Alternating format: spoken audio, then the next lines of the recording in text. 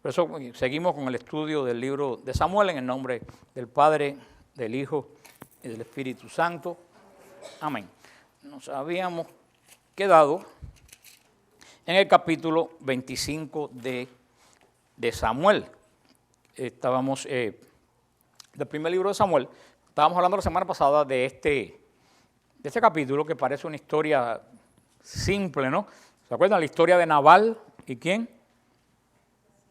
Y Abigail, de Nabal y Abigail. Una historia que aparentemente va a ser una historia de niño simple, pero es una historia muy profunda. Se recuerdan, la semana pasada dijimos que todo en la Biblia sirve para nuestro provecho. No hay nada escrito en la Biblia que no sirva para nuestro provecho, a pesar que este libro se escribió hace 4.000 años, en medio de unas condiciones muy difíciles y muy diferentes al mundo de hoy. Es un libro del cual podemos sacar una gran enseñanza. ¿Alguien se recuerda cómo se llama el estudio de la Biblia para nuestra aplicación en nuestra vida y enseñanza? Está cerca. Hermenéutica. Hermenéutica. ¿Se acuerdan que le dije que hermenéutica no es una vieja que vive atrás, sino que es el estudio de la palabra de Dios para aplicarla en nuestra vida? Por eso es lo que estudiamos aquí. Exégesis es el estudio de la palabra en sí. El estudio de la Biblia, es el estudio histórico, ambiental, que nosotros hacemos en la introducción de cada libro. Pero creo que nosotros no estamos aquí para estudiar historia, nosotros estamos aquí para estudiar vida.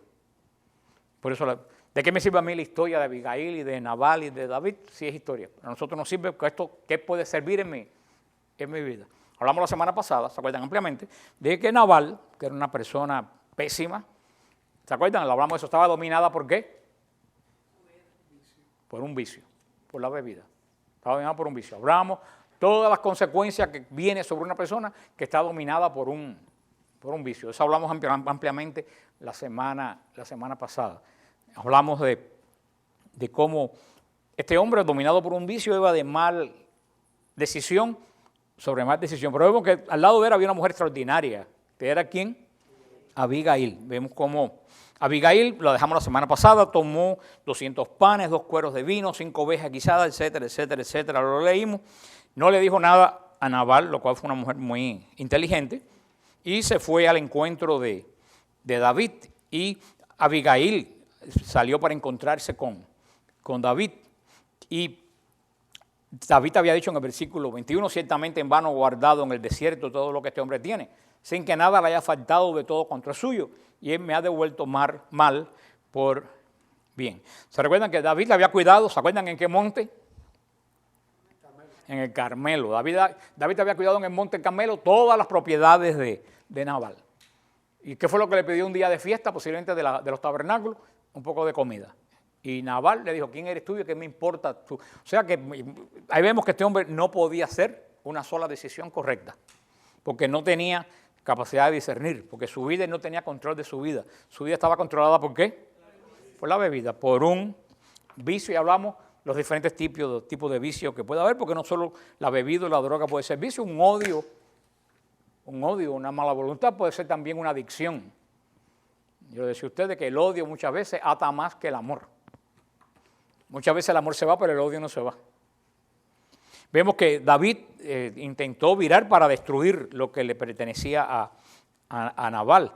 Y vimos cuando Abigail se bajó enseguida del asno, se inclinó ante David, se postró en tierra y echándose a sus pies, dijo, caiga sobre mí el pecado, Señor mío, pero te ruego que permita que tu sierva hable a tus oídos y escuche las palabras de tu sierva. O sea, era algo muy interesante aquí. Abigail, vamos a ver que es una persona muy respetada en la Biblia. Es una figura de sabiduría, una figura de prudencia, una figura de sensatez. Entonces, cuando ve a David, ¿qué hace Abigail? ¿Qué dice aquí que hizo? Se postra delante de David. Entonces, la Biblia dice, Abigail hizo mal en postrarse delante de David. ¿Lo dice aquí? David le dijo, levántate sin vergüenza que tú haces adorándome, tú eres un idólatra. ¿David le dijo eso? No. Lo que entonces ustedes ven, que nuestros hermanos protestantes, con su cabeza chiquitita, ellos no pueden interpretar que la adoración, hemos hablado ampliamente, la adoración no es un acto externo. ¿Qué dijimos que es la adoración? Un acto interno. Los protestantes se creen, porque yo me arrodillo aquí, estoy adorando la bocina. ¿No? Eso es tener la mente muy estrecha. Le queda una neurona y está a punto de fallecer. Porque no es el gesto del cuerpo, es la inclinación del Espíritu. Vemos que Abigail se arrodilló delante de David para pedirle ¿qué cosa? Misericordia. Ella no se arrodilló para adorar a David. Y por eso la Biblia nos recrimina o sea que lo que hace la adoración es la intención, no el hecho de doblar una rodilla. Un hecho de doblar una rodilla puede ser un gesto de oración, puede ser un gesto de pedir misericordia, de pedir perdón. También puede ser un signo de adoración. Por eso vimos en el capítulo del libro de Josué, cuando el ángel príncipe de Dios, se le presentó a Josué. Se recuerdan que Josué se arrodilló delante del ángel. Y el ángel no le dijo nada a Josué, ni la Biblia criticó a Josué porque Josué se arrodilló delante de un ángel. Sin embargo, vemos en el Apocalipsis, cuando Juan se va a arrodillar delante de un ángel, el ángel le dice, levántate porque yo soy consiervo tuyo. ¿Qué es lo que hace la diferencia entre la postración de Josué y la postración de Juan? Es que Juan lo dice bien claro. Juan se postró con intención de adorarlo. Josué no se postró con intención de adorarlo. Ya tú ves que lo que hace la adoración, ¿qué cosa es? La intención. Como explicamos en el retiro, cuando hablamos de la adoración ampliamente, el movimiento de la voluntad. Por eso es que Abigail se baja a tierra, se postra en tierra y pido misericordia. David vio venir a esta mujer. Ella se presentó como la esposa de Nabal y le pidió que si iba a haber una venganza que cayera sobre quién, sobre ella. O sea, creemos que ella se portó sabiamente haciendo lo que hacía, porque ella sabía bien que David era una persona justa y misericordiosa y nunca le iba a hacer daño a una mujer. Por eso le dijo, todo lo que vayas a hacer, hazlo sobre mí. Y luego Abigail se disculpó por la actitud de Nabal. Le dijo todo lo que leemos aquí en la palabra de Dios, que lo que todos sabemos que Nabal era una persona insensata, que siempre hablaba sin primero ¿qué cosa? Pensar, como nos pasa mucho de nosotros. Por eso vi una vez un letrero muy bueno que dice, antes de mover la lengua, conecte el cerebro. Yo diría, en el mundo espiritual, antes de echar a andar la lengua, conecte el espíritu. Porque muchas veces echamos a andar la lengua sin pensar lo que estamos diciendo y muchas veces por eso, precisamente, andamos en nuestra vida con grandes problemas.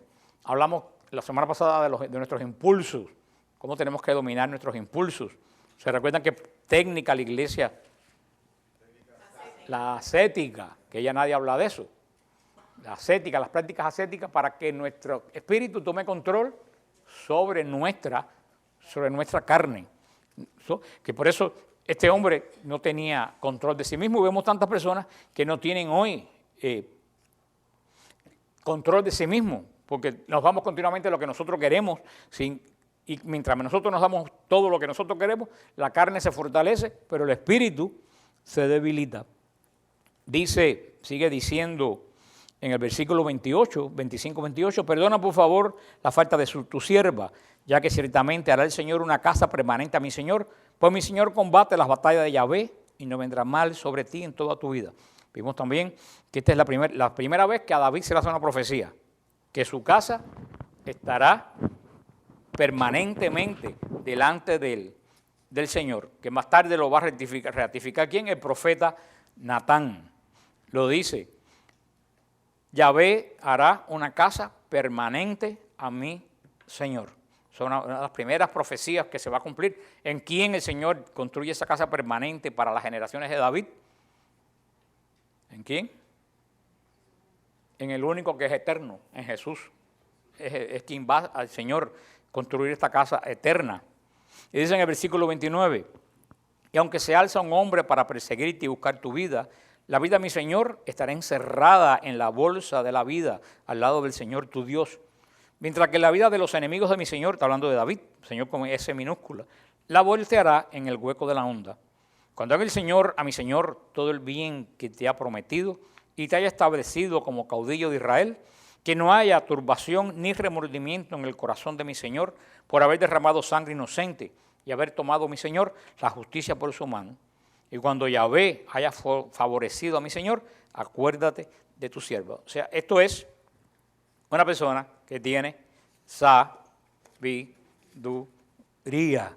Fíjate que bien esta mujer es sabia e inteligente, que le dice, cuando el Señor te haga rey de Israel, que en tu corazón no haya nada que te pueda avergonzar, una mala acción que te pueda avergonzar. O sea, le está diciendo, cuando tú seas rey, que el Señor, que tengas una conciencia limpia, que puedas mirar para atrás, no encuentres absolutamente nada de qué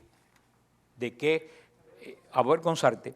Y aquí también hay una cosa muy interesante que me viene por comparación, y que donde dice, a ver, como para hacer obviamente que la vida del enemigo, cuando el Señor haga a mi Señor todo el bien que te ha prometido. Cuando Yahvé haga a mi Señor todo el bien que te ha prometido. Cuando Yahvé haga a mí, Señor. Yahvé está con qué letra, con I, ¿qué letra? I mayúscula. Y Señor, no, está con S minúscula. Porque el Señor está con S minúscula. ¿Quién es ese Señor con S minúscula? David. Cuando el Señor, con S mayúscula, Dios, le haga a David, a mi Señor, ¿quién es? David con S minúscula. Yo le decía eso porque en el Salmo 110, que es un salmo eminentemente mesiánico, dice, le dijo el Señor a mi Señor, siéntate a mi lado y haré de tus enemigos cabel de mis pies. Pero en ese, le dijo Señor a mi Señor, los dos señores están con S mayúscula. ¿Y quién es el único que se pone con S mayúscula? A Dios. Aquí el Señor, Yahvé, esto te usa como Yahvé, pero es Señor lo que hizo originalmente. Mi Señor con S, le dirá mi Señor a David con S minúscula. Porque los judíos dicen, no, pero ese segundo Señor que menciona el Salmo 110 es David. Le digo, no es David, porque si fuera David estuviera puesto con S minúscula. Y dice el Salmo, le dijo el Señor a mi Señor, siéntate a mi derecha. Entonces, si hay un Señor que se sienta al lado del Señor, tiene que ser que ya vemos que hay dos personas. ¿Y qué es lo que dice el Salmo en hebreo? ¿Cómo dice el Salmo en hebreo originalmente? Le dijo Elohim a Adonai, siéntate a mi derecha. Y ambas palabras, Elohim y Adonai, son aplicables al Señor. Le dijo Elohim a Adonai, siéntate a mi derecha. Ahí estamos viendo que hay dos personas, porque uno está sentado a la derecha de otro, que están conversando. Eso es una de las bases más grandes que hay sobre la Santísima Trinidad. Y por eso siempre se pone como ejemplo este señor que aparece aquí en la misma situación comparado con el Salmo 110 escrito por el mismo David. Por eso, toda esta parte de lo que estamos leyendo es hermenéutica, porque todo esto se hace vida en nosotros.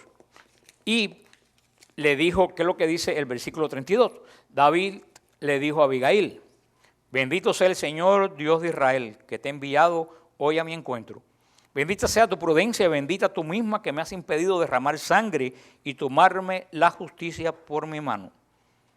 Pero con todo vive el Señor Dios de Israel, que me ha impedido hacerte mal, de no haberte apresurado a venir a mi encuentro, no le hubiera quedado a Nabal, a romper el alba, ni un solo varón. Tomó David de la mano de ella lo que le traía y le dijo, sube en paz a tu casa, mira, he escuchado tu voz y he accedido a tu petición. O sea, David, vemos aquí, por eso que esto habla mucho de David, porque David había recibido una gran ofensa. ¿Qué le dijo este tonto de Nabal? ¿Quién eres tú? Yo no te voy a dar absolutamente nada. Un hombre que tenía poder para destruirlo. Esta persona viene y se postra delante de David, le hace razonar, no derrame sangre inocente. ¿Y qué pasa con David? Es una persona de entendimiento grande, de corazón misericordioso. Él entendió lo que esta persona le decía. ¿Y qué es lo que dice? Bendito sea el Señor que te ha mandado a mi presencia. Y aquí Abigail hace una cosa, que es lo que hace Abigail en este momento. Pero tiene que silbarte porque parece que me estoy quedando sordo. ¿Qué cosa? Intercesión. Abigail intercede ante David. David tenía una idea, Abigail viene, le pide perdón, y David, ¿a quién perdona? A Abigail. No, Abigail no era la que tenía el problema. ¿A quién? A Nabal, que ni se había enterado de todo este asunto. Ese es el modelo de la intercesión. Nosotros intercedemos ante Dios por personas que a lo mejor ni saben que nosotros estamos intercediendo por Él. Por eso la intercesión es tan importante, porque la intercesión no es por uno, la intercesión es siempre por otra persona, y muchas veces ni siquiera esa persona sabe que nosotros estamos intercediendo delante de Dios por ellos. Por eso este ejemplo de Abigail, y cómo intercede Abigail postrada de rodillas. Postrarse de rodillas es una forma en la Biblia donde la persona quiere decir que se rinde ante el poder de la otra persona. En este caso, Abigail se rendía ante el poder de David. ¿Por qué? Abigail se rendía ante el poder de David porque David tenía el poder, era rey y tenía en sus manos el destino de todo el mundo y una fuerza considerable. Nosotros nos postramos en la presencia del Señor en intercesión porque Él tiene todo poder y es el que tiene el poder de realizar, y la intercesión es necesaria en la iglesia. Si algo se falta en la iglesia hoy en día, no solo es la oración de reparación, también es la oración de intercesión. La iglesia necesita hoy en día dos tipos de oración: la oración de reparación y la oración de intercesión. Hay muchísimas cosas que reparar. ¿Cuánto hay que reparar? En la iglesia, en nuestra familia, en nuestro ambiente, en nuestra sociedad. Necesitamos. ¿Y qué cosa es reparación? ¿Qué repara uno? Bueno, ustedes están, pues se ha puesto muy teológico. Uno repara una cosa que está dañada. Uno repara algo que está dañado. Si una cosa no está dañada, entonces no es una reparación, es una renovación. Una renovación es cuando tú quieres cambiar algo, si está de este estilo, ponerlo de otro estilo, teniendo la misma estructura que tú tienes. La reparación es cuando algo se daña y tú tratas de volver a construir lo que se había dañado. Pero tenemos en la iglesia la renovación del espíritu, un ejemplo, que es una forma de lo mismo, es un estilo diferente de lo mismo que todo el mundo tiene, es una renovación. Ahora tenemos la oración de reparación. La iglesia le están haciendo daño continuamente, de afuera y de adentro, que son los peores daños que se hacen. Los daños de afuera a la iglesia no son tan terribles como los daños que se hacen de adentro. Y el Papa lo dijo. Nuestros pecados son los que están dañando la iglesia, no los ataques de Satanás. Entonces, sí, hay gente dentro de la iglesia, sacerdotes, laicos, que están haciéndole daño a la estructura de la piedra viva que es la iglesia. Y una casa, si se le cae una ventana, se le cae una puerta, se le cae un pedazo del techo y nadie la repara, ¿qué sucede con esa casa? Se cae. Eso pasa con la iglesia. Si hay gente haciendo el mal, nosotros tenemos que hacer el bien, nosotros tenemos que reparar lo que otros están destruyendo. Y tampoco de eso se habla en la iglesia. ¿Se habla de oración de reparación? No. Hay que hacer oración. ¿Cómo hago oración de reparación?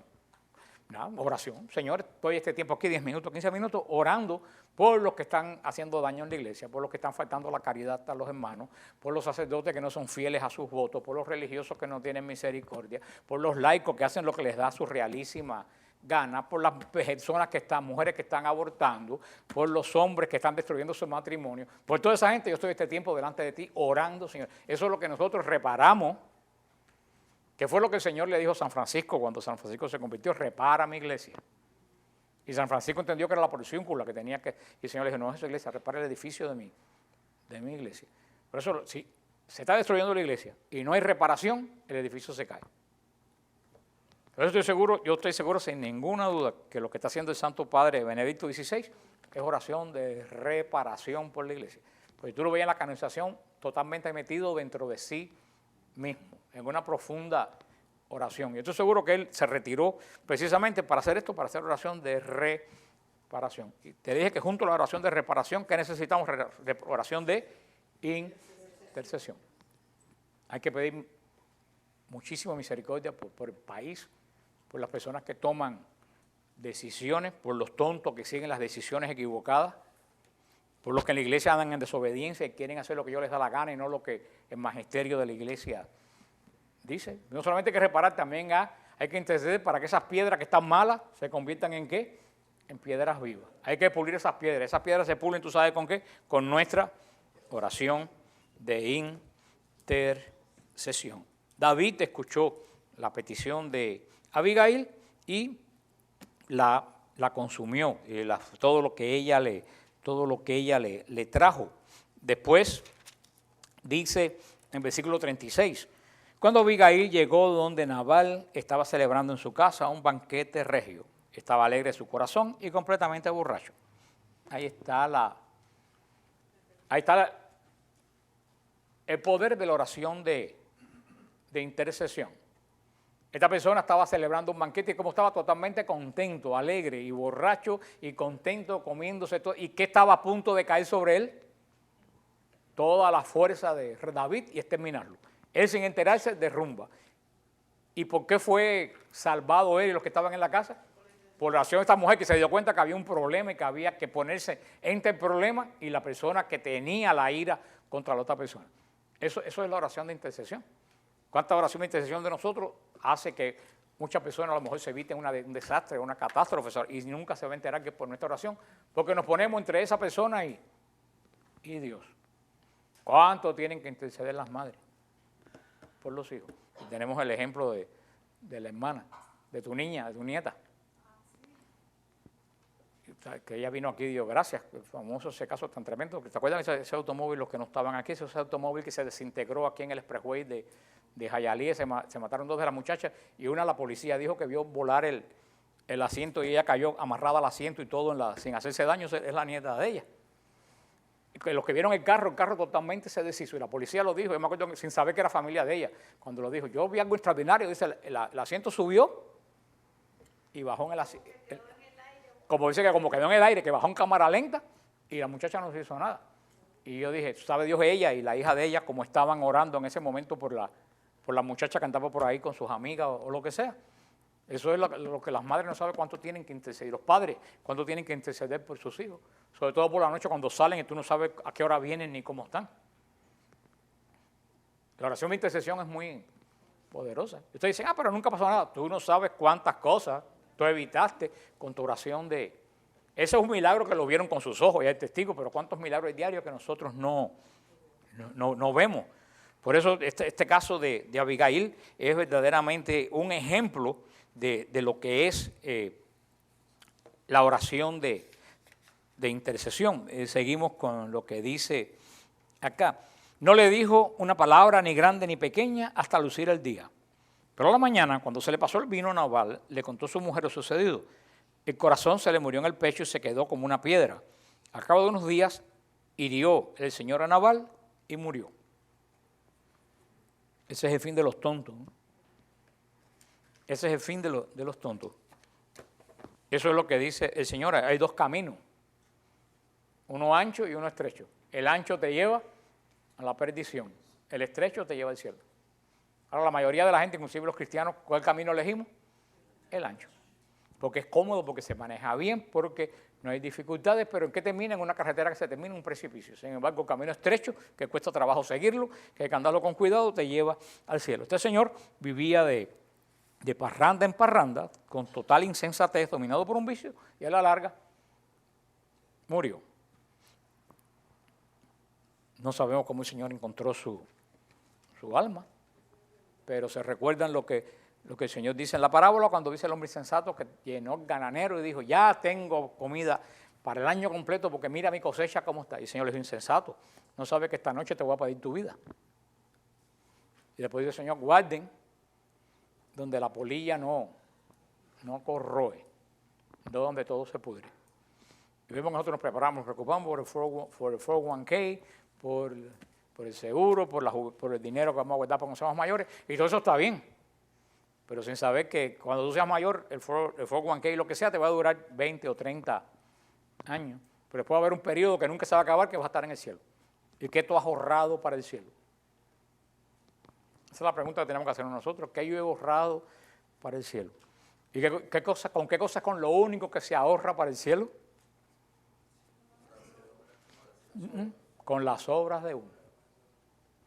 Por mucha oración sin obra, tú no atesoras nada en el cielo.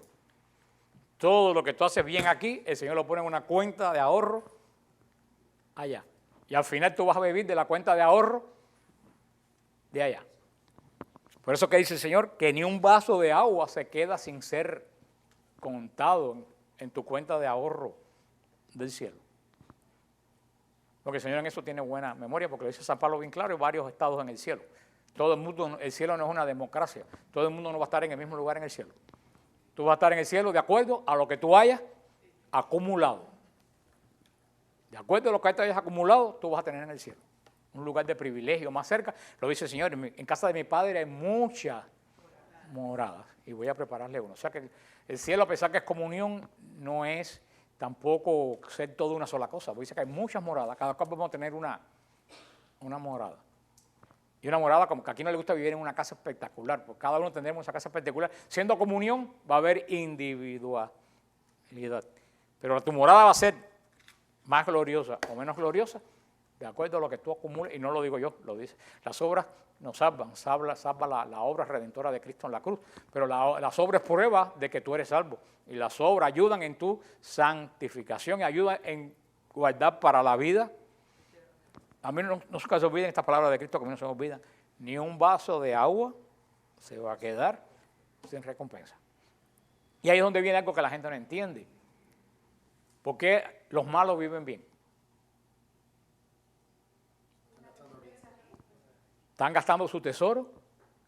Dios lo dijo, ni un vaso de agua se queda sin recompensa. Si un malo hace algo bueno, que todo el mundo, por muy malo que sea, hace algo bueno en algún momento, si un malo hace algo bueno, ¿dónde el Señor lo recompensa? Porque el Señor es justo. No, aquí. Un malo el Señor lo recompensa aquí, el Señor no va a dar un malo a la vida eterna, no tiene nada que guardar allá arriba y no pertenece a aquello de allá. Por eso las personas malas, cuando hacen algo bueno, reciben la recompensa ¿dónde? Acá. Pero esta recompensa de acá se va a acabar un día. Y cuando lleguen allá arriba, ¿qué van a tener atesorado allá arriba? Absolutamente nada. Por eso que la gente dice, ¿por qué a los malos todos les salen bien? Porque están gastando su cuenta de ahorro. Como la gente dice, los malos duermen bien, digo, los malos duermen bien, pero el problema es cuando se despiertan. ¿Qué es lo que encuentran? Pero mucha gente no entiende eso, pero es que a todo el mundo le sale bien, Dios es justo. Y si un malo saca bueno, Dios por justicia se lo tiene que, ¿qué cosa? Retribuir. Yo siempre digo, Señor, todo lo que tú me vayas a dar, no me lo dejes aquí. Todo lo que tú me vayas a dar, guárdalo ya.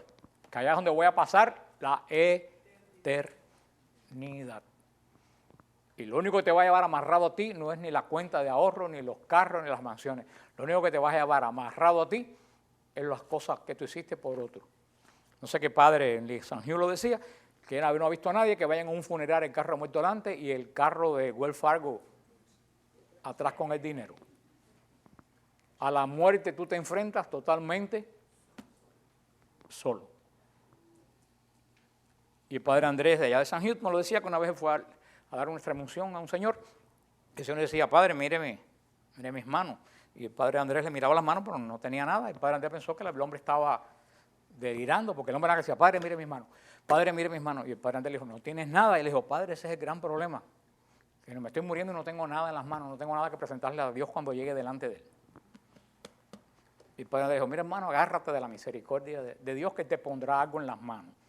Pero que te llegar al final de tu vida y mirar para atrás y ver que tú no has hecho absolutamente nada por nadie. Entonces, si tú sabes, tú estás verdaderamente solo delante del trono de Dios. Solamente la misericordia de Dios puede apelar en tu nombre. Entonces, ¿qué pasa? Lo siguiente, ya vemos que Nabal se murió. Vemos al versículo 39. Oyó David que Nabal había muerto y dijo, bendito sea Yahvé, que ha defendido mi causa contra la injuria de Nabal y ha preservado a su siervo de hacer mal. El Señor ha hecho caer la maldad de Nabal sobre su cabeza. En otras palabras, David dijo, yo no tuve que tomar venganza por mis manos. Se la dejé. Por eso dice el Señor, la venganza es mía. Y el Señor cuando manda la venganza, la manda, porque la venganza del Señor es justicia. Nuestra venganza es ira, pero la venganza de Dios es justicia. Por eso es que uno no debe tomar venganza por uno. Tiene que decir, Señor, mira a mí, mi causa, júzgala y defiéndela tú. Yo nunca he visto que el Señor haya juzgado una causa que no la haya defendido. Dios se demora en poner la mano, pero hay hermano cuando la pone, como dice el Evangelio de Judas, más le hubiera valido no haber nacido. Porque el Señor se demora y a consecuencia que la venganza en las cosas espirituales no es más que lo que cae sobre ti, lo mismo que tú hiciste. La venganza no es castigo. El otro día fue un pleito ahí porque un señor, un teólogo, yo no sé dónde, me escribió diciendo que yo estaba diciendo mala doctrina cuando yo decía que Dios no castigaba, que Dios sí castigaba. Y yo decía, perdóname, yo no comparto contigo. Estamos hablando de lo mismo, pero tú estás en el legalismo y yo estoy en el espíritu. Porque tú le llamas castigo a lo que yo le digo justicia. Y son dos cosas diferentes. El castigo es una obra de odio. La justicia es una obra de caridad. Cuando dice Dios te castiga, porque Dios está bravo y te dio. Cuando digo justicia es que a ti regresa exactamente lo mismo que tú hiciste. Eso es justicia. Yo creo que Dios no castiga, como dice el apóstol Pablo, Dios no castiga, Dios reprende. Porque el castigo, ¿qué es lo único que lleva? Dolor. Pero la reprensión, ¿qué cosa lleva? Una lección, una corrección. Esto te está pasando para que tú sepas que esto no lo puedes volver a hacer. El castigo es vaya, coge por sinvergüenza. Yo decía, yo sigo creyendo que Dios no castiga, que Dios, que sobre ti regresa exactamente aquello que tú hiciste y de lo cual tú no te has arrepentido ni has reparado. Es lo que regresa a ti. Yo creo que tenemos que predicar y bueno, ¿se acuerdan la sombrilla? Todo lo que yo le expliqué, que no voy a volver esta vez a explicar todo lo de la sombrilla, otra vez de nuevo. Acá por eso que David dice, Señor, tú juzgaste mi causa. Porque muchas veces la mano del Señor se demora en caer por una persona, no con la rapidez que nosotros queremos. El Señor tiene la paciencia que no tenemos nosotros, porque el Señor no quiere la muerte del pecador, el Señor quiere la conversión del pecador. Nosotros queremos la justicia allá. El Señor dice, yo antes que Él caiga sobre la justicia, yo prefiero que Él recapacite y cambie de vida. Y el Señor le da chance, le da chance hasta que se acabe el tiempo de Dios. Cuando el tiempo de Dios acaba, que la mano de Dios viene, ponte lejos. ¿Se recuerdan el caso, se lo he dicho montones de veces, aunque no hemos llegado a él, el caso de Nabucodonosor, el sinvergüenza más grande que había en la Biblia? Como oyó la voz del Señor, que el Señor le dijo, Nabucodonosor, se te acabó el tiempo. Eso es terrible. Quiere decir que el Señor le dio a Nabucodonosor oportunidad, y un día oyó, se te acabó el tiempo. Es horrible que uno tenga que oír, fulano, se te acabó el tiempo. Y me decía a esa persona, Dios es bueno pero no es tonto, porque la gente confunde bondad con tontería. Y Dios es bueno pero es justo, y la justicia conlleva un rechazo total ¿a qué? Al mal. Y decimos que Dios, lo que en nosotros, la ira, que en nosotros es un pecado, en Dios es una virtud. Porque mi ira nace ¿de qué? Del odio que tengo porque me hicieron algo. La ira de Dios nace del rechazo a todo lo que es malo. Por eso que son dos sentimientos totalmente diferentes. Si Dios concuerda con lo malo, entonces Dios no puede ser Dios. Ese rechazo de Dios a lo malo es lo que es la ira de Dios. Entonces, si algo malo Dios lo rechaza, ¿quién es el origen principal del rechazo? ¿Dios que es bueno o el hombre que hizo algo que desagrada a Dios?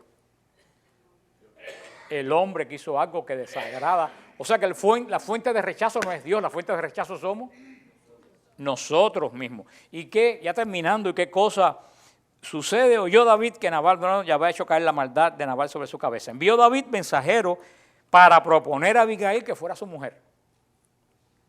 Mira cómo termina la historia. David es un hombre sabio. Él vio que esta era una mujer que no solo era bella, que era una mujer inteligente, que sabía manejar la belleza de la mujer es saber manejar la situación. Porque verdaderamente en una familia quien lleva, por mucho que se diga que el hombre lleva los pantalones, la que lleva la cabeza es la mujer. De eso no hay la menor duda. Nosotros reaccionamos por el impulso. La mujer casi siempre es la que tiene el sentido común de qué hacer y que no hay que hacer. Por eso la poesía lo dice en los proverbios, la belleza de la mujer es su prudencia. ¿Qué pasa con una mujer que suena Barbie, que suena loca?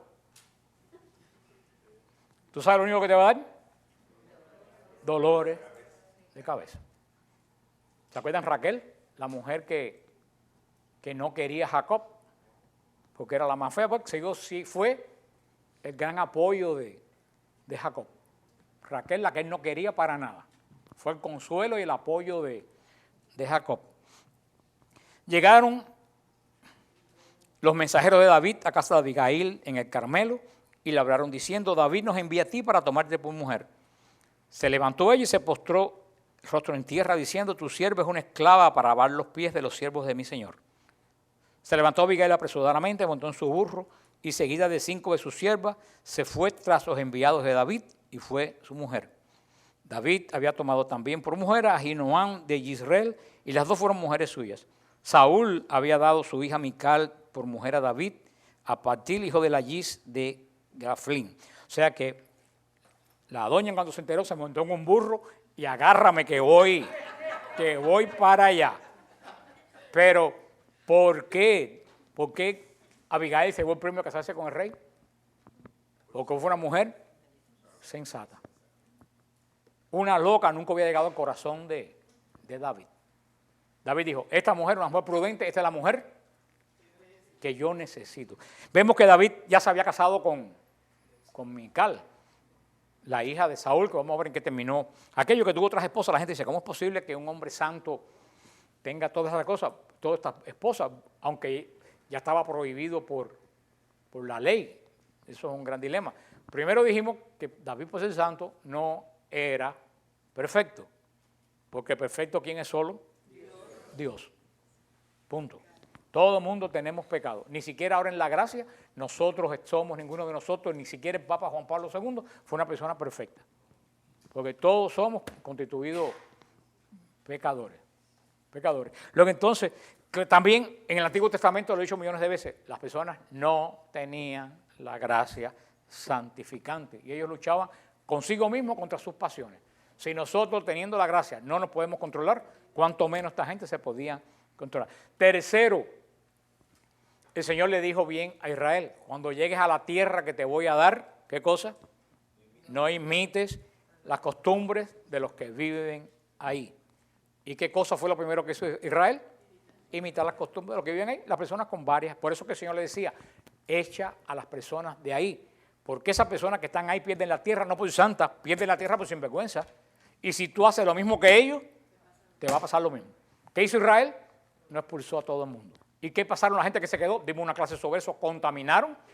Y hablamos de lo que dijo Papa Pablo VI, que el mal no solo es contaminado, sino que es profundamente contaminante. O sea, que había muchos problemas aquí, siendo que David, un hombre bueno, tuvo, y vamos a ver, los errores de David tuvieron consecuencias serias, porque tuvo otros errores, tuvieron consecuencias serias sobre su casa, sobre su familia, sobre su reino. ¿Qué cosa es lo que salva a David? El corazón humilde que tenía y su habilidad de reconocer cuando él había pecado. Salomón, el rey más sabio, tuvo cantidad de mujeres y esa fue la desgracia de su reino, porque trajo hasta mujeres infieles, adoradoras de ídolos, que metieron los ídolos en el palacio real. Entonces estamos viendo a gente como nosotros, que se levantan y que se caen, que se arrepienten y que siguen caminando a Dios. No son gente excepcional. Pero como dice la carta del apóstol Pedro, la caridad cubre multitud de pecados. Yo se lo voy a recordar lo que dice el apóstol Pedro. La caridad cubre multitud de pecados. Y no es la caridad de dar $1 o darle $5, eso no es caridad. Eso es limosna mala. La caridad es el amor de Dios que habita en ti y te hace obrar el bien. Dice el apóstol Pedro, cuando tú tienes mucha caridad en tu corazón y has hecho muchas obras de caridad a nosotros, como Dios ha hecho con nosotros, a la hora del juicio, ¿qué va a mirar Dios más? ¿La caridad que hubo en tu corazón o lo malo que tú hiciste? ¿Tú sabes qué va a mirar Dios? La caridad que hay en tu corazón, porque la caridad es lo que se asemeja a Él. Por eso dice San Pedro esta frase, que no se les olvide, la caridad cubre multitud de pecados. Una persona que no ha hecho en su vida absolutamente nada malo, pero tampoco ha hecho nada bueno, no es agradable a Dios. Por eso que el Señor le da esa bofetada a los fariseos, porque nosotros lo vemos, sí, en la Biblia que bien lo dice Jesús, pero eso fue una bofetada de Jesús a los fariseos, cuando dice, las prostitutas y los ladrones van delante de ustedes el reino de Dios. En mi vida yo he visto una bofetada más grande que esa a una nación, porque ellos se creían, los santos, los que obraban de acuerdo a lo que la ley decía, 613 preceptos tiene la ley, yo cumplo 613, los flecos de mi vestido, las cosas de aquí, lo que como, lo que no como, todo eso lo guardaban, daban el dinero al diezmo, al templo, daban el dinero, hacían las ofrendas, o sea, hacían sacrificios, estudiaban la Biblia, educaban a sus hijos en el temor de Dios, eran consideradas gente de bien. ¿Y qué dice el Señor? Las prostitutas, esas que están escondidas en esas cabañas, van delante de ustedes en el reino de Dios. Eso fue un tremendo insulto a los fariseos. Pero eso es el corazón de Dios.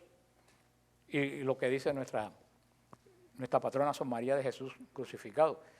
En el cielo hay toda clase de pecado, hay toda clase de pecado menos soberbia. Y en el infierno hay toda clase de virtudes menos humildad. Una persona humilde nunca va a ir al infierno. Y una persona soberbia, aunque tenga todos los demás, toda su vida bien, y tiene su corazón soberbia, nunca va a ir al cielo. Y por eso el Señor dijo, ustedes los fariseos lo tienen todo. Lo tienen la enseñanza, tienen el dinero, tienen el bienestar económico, saben lo que Dios quiere de ustedes. Sin embargo, ¿ustedes que no tienen en su corazón? Caridad, amor. Porque un soberbio nunca tiene caridad ni amor. Ustedes no lo tienen. A lo mejor esa prostituta, que tú no sabes por qué llegó, o ese ladrón, por qué llegó ahí, tiene en su corazón amor. Ese amor es lo que dice Pedro. El amor cubre multitud de pecados. Por eso tuve mucha de esta gente que son malas, que cuando se convierten a la fe, ocurre lo que dice San Pablo. Donde abundó el pecado, sobreabunda la gracia. No abunda, sobreabunda la gracia. Y vemos gente muy santa en la iglesia desde que nacieron y se mueren y siguen tan mediocres espiritualmente como cuando tenían 10 años. Yo lo he visto gente que toda la vida en la iglesia son personas totalmente mediocres espirituales. Vemos gente que llegan de profundos pecados y a los 3 años son más santos que gente que llevan 20 años en la iglesia. Porque la fe no es una condecoración. ¿Cuál es la condecoración nuestra? Las obras, la caridad de Dios que vive en nosotros. Lo dijo el Señor. Al árbol lo conoce por su fruto. ¿Qué son los frutos de nuestra fe? Las obras de amor que hacemos. No, ahí está la diferencia. No una obra para que los demás crean que yo soy bueno. Una obra verdaderamente que sale de mi corazón porque yo soy bueno. Y que la mayoría de las veces se hace en silencio para que nadie se entere. Porque le dice el Señor que tu mano derecha no sepa lo que hace tu izquierda. Porque esas obras que se pregonan con trompeta, esas obras, Señor, ¡ay, qué buena tú eres! Todo lo que ibas a obtener de bendición, lo recibiste con esas palabras. Por eso a la persona que le gusta mucho que le echen incienso, de nada le sirve las cosas que han hecho. Por eso siempre se dice, Señor, que tu mano derecha no sepa lo que hace la izquierda. Por eso que la Iglesia Católica no toca trompeta para anunciar lo que hace. Por eso Camilo House está ahí en el downtown desde 1948 y la mitad de la gente en Miami no sabe que Camilo House es una orden religiosa católica. Entonces viene una iglesita esta por aquí, va a repartir 3 pavos la víspera de Thanksgiving y llevan al canal 7 y el canal 10 para que vean a ellos repartiendo 4 pavos. Nosotros no anunciamos lo que nosotros hacemos. Por eso no hacemos lo que hacemos para que la gente nos alabe. Nosotros hacemos lo que hacemos porque el amor de Dios habita en nuestros corazones. Y esas son las obras que verdaderamente el Señor anota, la que no se ve, la que nadie agradece, la que nadie alaba. Seguimos con la terminación con el capítulo 26, que es corta, la semana que viene, en el nombre del Padre, del Hijo y del Espíritu Santo. Amén.